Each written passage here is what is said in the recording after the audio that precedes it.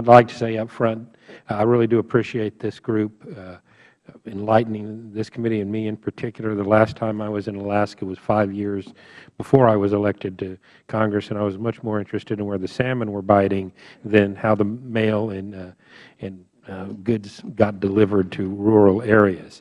I'd like to start with Mr.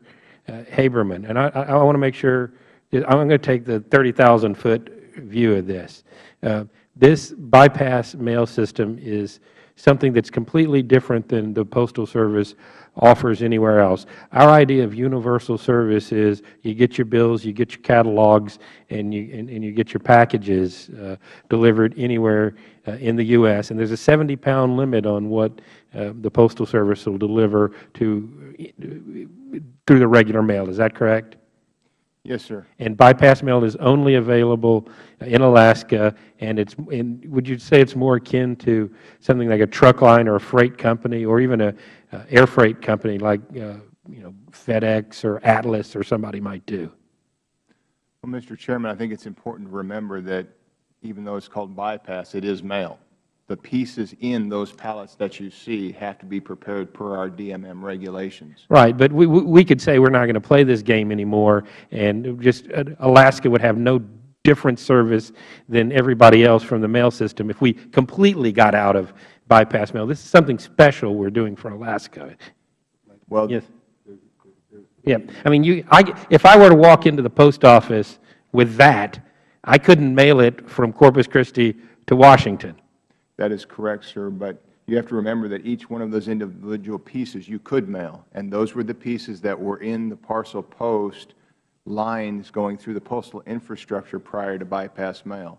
They're simply combined on the pallets for ease of transportation. All right, so 40 years ago, there might not have been as many options for getting that, but we're getting away from it. I just wanted to make sure we were clear that this is something that's unique to Alaska. We don't offer it in Hawaii, where it's difficult to get from island to island, or from the to Guam. It's only within Alaska. Bypass mail service, yes, sir.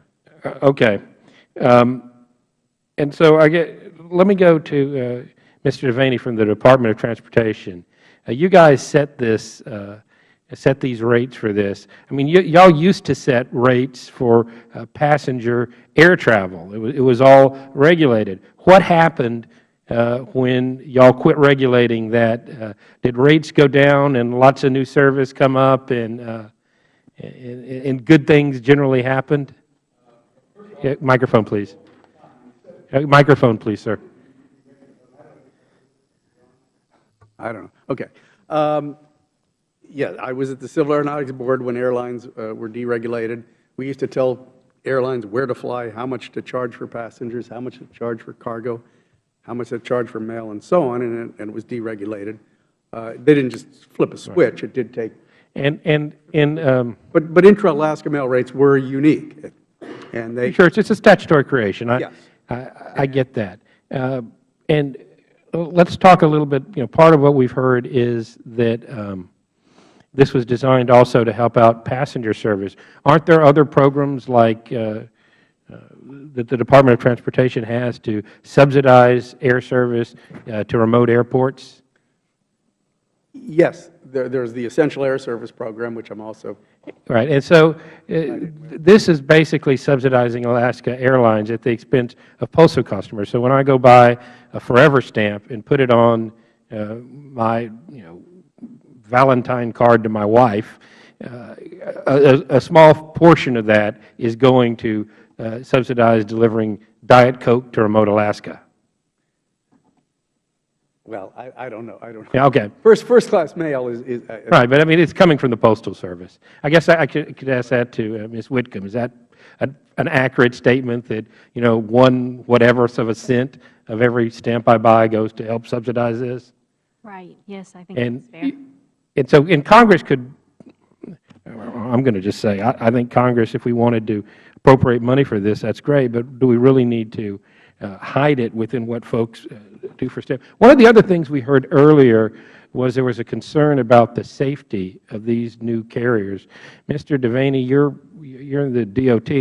I mean, there's a news story whenever there's a airline accident, whether it's passenger or freight. I mean, there's usually a news story. Do we have a problem with safety of any of our carriers in this country?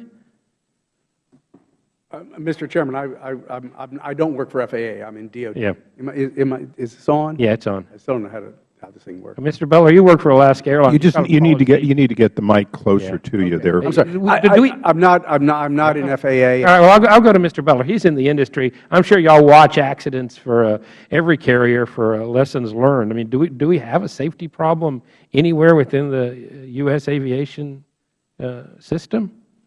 I wouldn't necessarily say so, but I do believe that the conversation earlier this morning was more focused on the very unique climate and terrain that you do fly within the State of Alaska, and that does take a particular skill level. We've certainly found that some of the carriers coming into Washington don't have that skill level based on the number of flights that have been canceled over the past couple of days. I think where I was headed with that was that there are certainly any number of navigation systems that are on a lot of those airplanes that, in fact, our planes do have. And not all of those types of aircraft that Chairman Issa was referencing earlier have that.